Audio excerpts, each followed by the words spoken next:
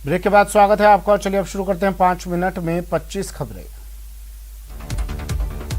आज करगिल दिवस की 22वीं सालगिरह है। आज पूरा देश शहीदों को नमन कर रहा है। करगिल युद्ध में 537 रणबांकुरों ने जान गंवाई थी। द्रास में करगिल युद्ध स्मारक पर आज मुख्य कार्यक्रम है। आज कारगिल दिवस के मौके पर पीएम नरेंद्र मोदी ने वीडियो ट्वीट कर कारगिल शहीदों को श्रद्धांजलि दी और उन्हें याद कर शहीदों को नमन किया। केंद्रीय रक्षा मंत्री राजनाथ सिंह और रक्षा राज्य मंत्री अजय भट्ट ने दिल्ली में स्थित नेशनल वॉर मेमोरियल पर शहीदों को श्रद्धांजलि दी। साथ ही तीनों सेना ने भी शहीदों को श्रद्धांजलि अर्पित की। खराब मौसम के चलते राष्ट्रपति रामनाथ कोविंद का दौरा टल गया है। अब श्रीनगर वॉर मेमोरियल पर श्रद्धांजलि कार्यक्रम किया जाएगा और शहीदों को श्रद्धांजलि दी जाएगी। कारगिल विजय दिवस के मौके पर आज बीजेपी प्रदेशाध्यक्ष सतीश पूनिया ने शहीदों को नमन किया। पूनिया ने सुबह अमर जवान ज्योति स्मारक पहुंचकर शहीदों को पुष्प चक्र अर्पित किए। इस मौके पर ग्रेटर नगर निगम मेयर शील धाबाई भी मौजूद रही। आगामी विधानसभा चुनाव को देखते हुए बीजेपी अध्यक्ष जेपी नड्डा गोवा पहुंचे। यहां उन्होंने मंत्रियों और विधायकों के साथ अहम बैठक की। नड्डा ने कहा कि आगामी चुनाव में प्रमोद सावंत ही मुख्यमंत्री का चेहरा होंगे। कर्नाटक के सीएम बीएस येदियुरप्पा का मुख्यमंत्री के तौर पर सोमवार को आखिरी दिन हो सकता है। पिछले कई दिनों से येदियुरप्पा के इस्तीफे की अटकलें चल रही है और माना जा रहा है कि सोमवार को बीजेपी आलाकमान कुछ बड़ा फैसला ले सकती है। राजस्थान हाईकोर्ट में आज रॉबर्ट वाड्रा से जुड़े मनी लॉन्ड्रिंग मामले की सुनवाई होगी। बीकानेर जिले में जमीन की खरीद फरोख्त में हुए घोटाले को लेकर ईडी ने रॉबर्ट वाड्रा को गिरफ्तार कर पूछताछ करने के हाईकोर्ट से प्रार्थना पत्र के जरिए अनुमति मांग रखी है। प्रदेश कांग्रेस मुख्यालय में रविवार को विधायकों और पदाधिकारियों की बैठक हुई। इस दौरान प्रदेश प्रभारी अजय माकन और कांग्रेस महासचिव केसी वेणुगोपाल ने अहम मुद्दों पर चर्चा की। बैठक के बाद कांग्रेस प्रदेश प्रभारी अजय माकन ने केंद्र पर जमकर निशाना साधा। उन्होंने कहा कि महंगाई और पेगासस जासूसी के खिलाफ कांग्रेस ने आवाज उठाई। सरकार धन संसाधन का दुरुपयोग कर रही है।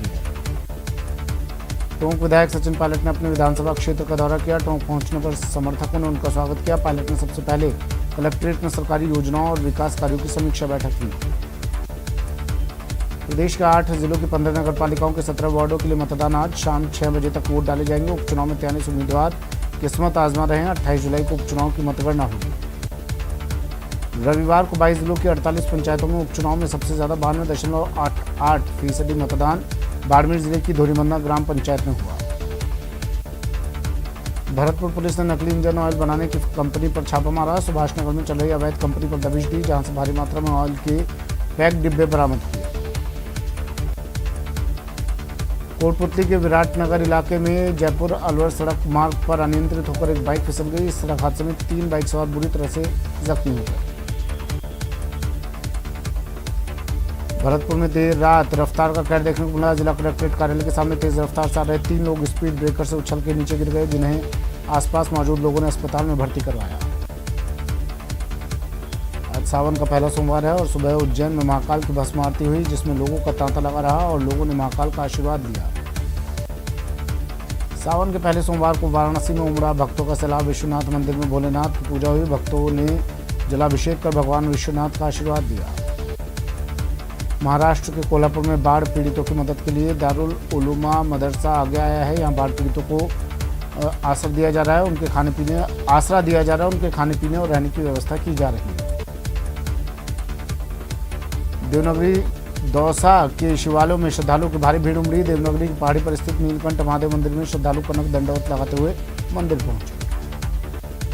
सावन के पहले सोमवार पर कोटा में भी शिवालयों पर श्रद्धालुओं की भीड़ सुबह से ही जलाभिषेक के लिए लगी है। कोटा के प्रसिद्ध शिवपुरी धाम के साथ साथ तमाम शिव मंदिरों में श्रद्धालु पहुंचकर अभिषेक कर मनोकामनाएं मांग रहे हैं। वहीं कोरोना गाइडलाइन का पालन किया जा रहा है। केंद्रीय औद्योगिक सुरक्षा बल दिल्ली की 9वीं बटालियन और 6ठी बटालियन के परिसर में अधिकारियों और जवानों ने पौधरोपण कर पर्यावरण संरक्षण का संदेश दिया। भारत के शीर्ष टेबल टेनिस खिलाड़ी अचंता शरत कमल ने शुरू में पिछड़ने के बाद अच्छी वापसी करते हुए टोक्यो ओलंपिक में व्यक्तिगत मुकाबले के दूसरे दौर में पुर्तगाल के तियागो अपोलोनिया को 4-2 से हराया।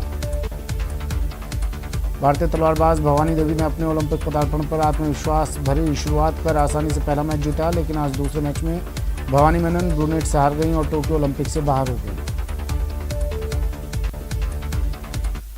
और बड़ी खबर, नगर निकाय की जंग